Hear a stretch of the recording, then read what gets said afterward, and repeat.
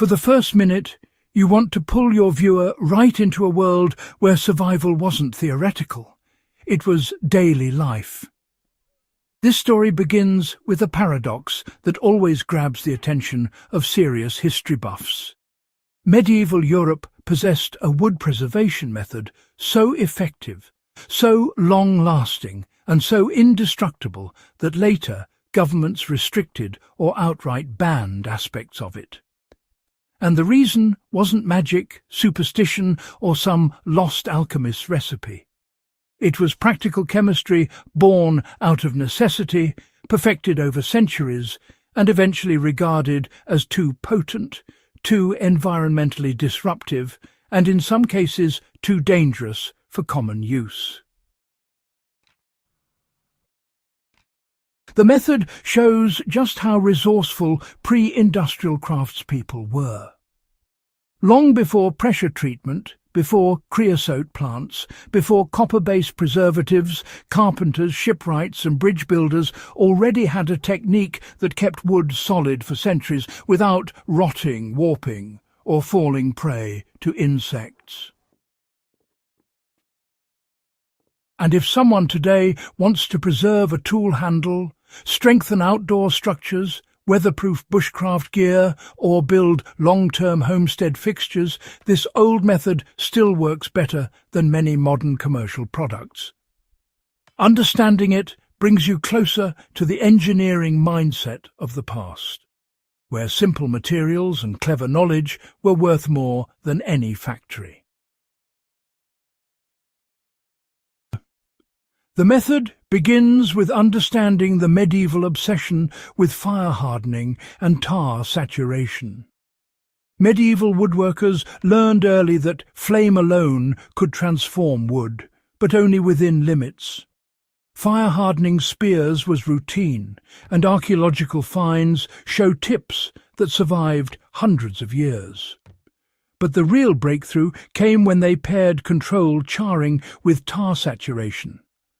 This produced wood that resisted rot, moisture, insects, marine borers and fungal decay to a degree so extreme that some structures treated this way remain intact after 800 years.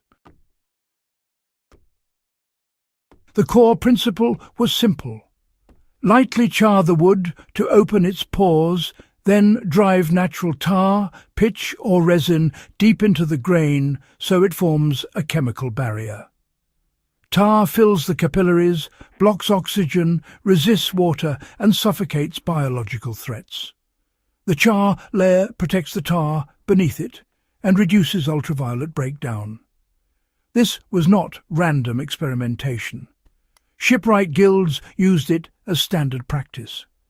Scandinavian stave churches were preserved almost entirely through tar saturation. Rural communities treated fence posts, grain store supports and well frames using the same method.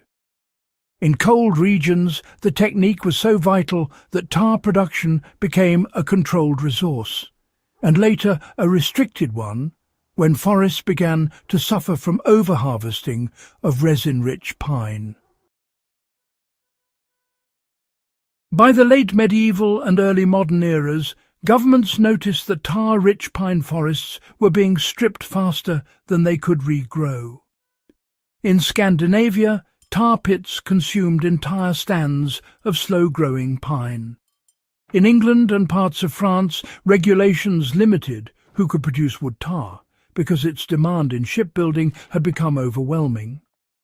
In some regions, peasants were barred from using large tar kilns because they threatened strategic timber reserves. The method itself wasn't banned outright, but aspects of tar production, high-resin pine harvesting, and even the use of certain tar-treated timbers in urban areas were heavily controlled. In modern times, restrictions tightened further when health and environmental standards classified some types of pine tar, especially tar derived from incomplete burns, as unsuitable for certain uses. The key point is that the technique wasn't abandoned because it failed. It was restricted because it succeeded too well, People used it everywhere, and the ecological cost caught up. A scaled-down modern version is fully achievable without violating environmental rules or relying on industrial compounds. If someone wants to preserve tool handles, hiking staffs, outdoor posts, or wooden stakes for long-term fieldwork, they can apply the same principles with controlled steps that echo the medieval method. Start by selecting a hardwood or pine piece that is thoroughly dried. Gently char the surface using a small propane torch or campfire embers, turning the wood to create an even blackened layer without burning it through. Wipe away the loose charcoal with a cloth. This step mimics the medieval practice of opening the surface and creating a protective outer shell. Next, heat natural pine tar or a mix of pine tar and raw linseed oil until the consistency becomes thin and spreadable. Medieval artisans heated tar in clay pots or iron kettles. Today, a small metal can set in hot water achieves the same effect. Brush or rub the tar onto the charred surface while the wood is still warm. The heat helps the tar penetrate deeply. Many homesteaders repeat this process twice, letting the wood rest overnight between applications. Over days, the tar cures and hardens. This approach produces wood that shrugs off moisture, fungi, and insects. A fence post treated this way can last significantly longer than untreated lumber. Tool handles become resistant to cracking in extreme seasons. Even small items like garden stakes or traps gain durability that recalls the old methods used for centuries. What stands out is that medieval craftspeople achieved long-lasting preservation without manufactured chemicals. They relied on thermal modification, natural resins, and an intuitive understanding of moisture exchange and biological decay. Their approach wasn't mystical, it was empirical survival knowledge, and studying it today reveals how pre-industrial societies balanced chemistry, craftsmanship, and environmental awareness long before such concepts had names. For history enthusiasts, this is the kind of technique that demonstrates the continuity between past and present.